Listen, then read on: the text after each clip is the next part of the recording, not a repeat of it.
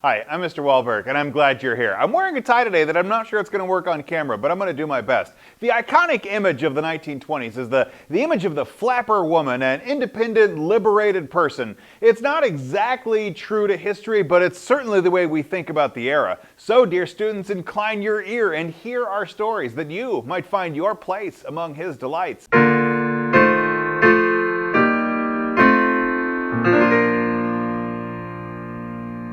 We have two objectives today. By the end of this class, you should be able to explain how the image of the flapper embodied the changing values and attitudes of young women in the 1920s. And you should be able to identify the causes and results of the changing roles of women in that same decade. Let's begin in Roman numeral number probably 14. I think my numbering is off, but whatever the first one is in this page.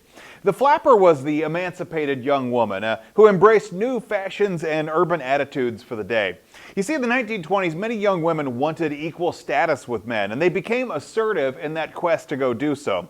In the goal of equality, women began smoking cigarettes and drinking in public and talking openly about sex, things that would have ruined the reputations of women a generation before. Not to mention all that dancing. Attitudes in marriage were changing also, as middle-class men and women began to see marriage as an equal partnership, though housework and child-rearing were still mostly a women's job. Magazines and newspapers of the era were eager to go capitalize on this new flapper image.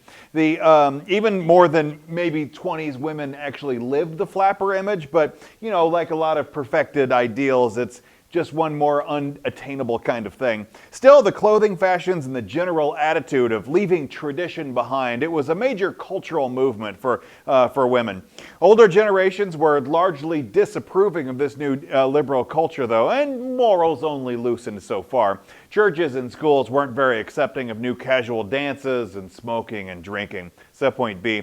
Here I want to talk about how the role of women in relationships also changed, because formal courtship, where men and women really only attempted relationships if they intended to be married, and specifically intended to that person, that was giving away to just the idea of casual dating.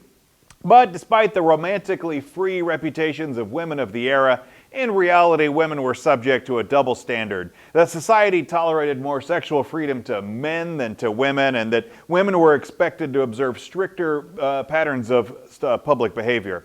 Roman numeral next. Because of the Great War, new work opportunities were opening up for women as well. Because after the Great War, a lot of employers replaced their female workers with men coming home from battle. Because traditionally men were the ones that supported families financially, some employers thought they actually just had a duty to employ men instead of women. For female college graduates, they often turned into like women's professions, things like teaching and nursing and librarians. Big business rose up during the Roaring '20s as the demand for clerical jobs rose as well. Jobs like typists and filing clerks and secretaries and stenographers or office machine operators, brand new jobs that came out with a changing role of industry and a changing role of office technology.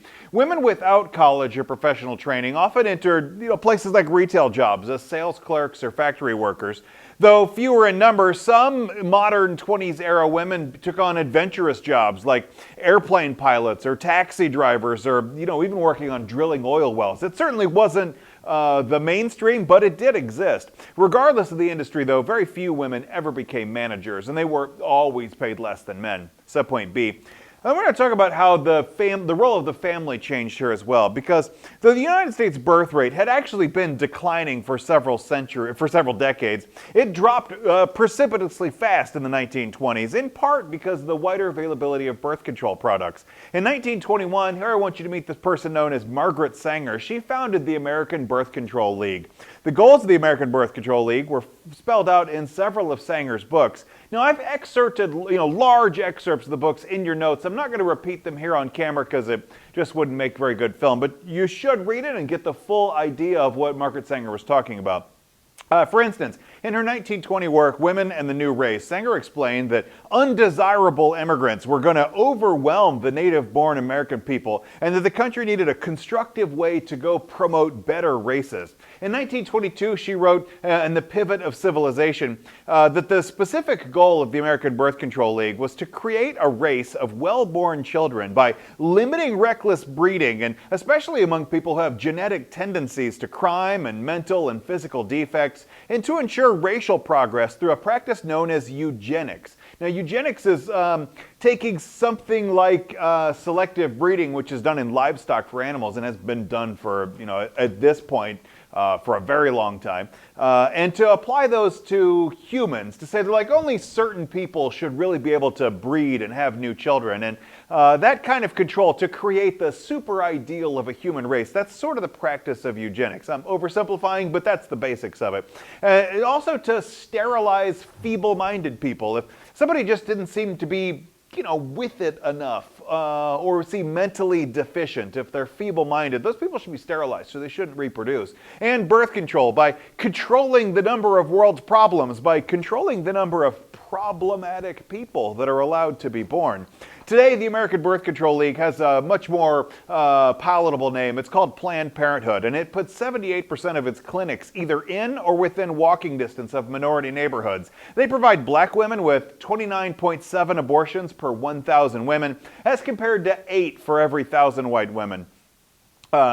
Subpoint C. Meanwhile, and on a happier note, manufactured products like ready-made clothes and sliced bread and canned foods, it made home life simpler and certainly improved the lives of women who were running the household. Public service agencies cared for the elderly, and public health clinics served the sick, and the workers' compensation to come assist the disabled. All of these things eased the women's roles as caretakers to the needy. Housewives began to broaden their focus to families and to pastimes, not just housework, and women's social organizations grew in membership. Subpoint D. Changes in the domestic roles also began to reshape the roles of families altogether, as new emphasis was placed on romantic love and companionship in marriage. Children spent most of their day in school and in organized activities rather than being alongside adults working in factories or farms. And parents often turned to manuals and journals of so-called parenting experts for advice on how to go raise their children.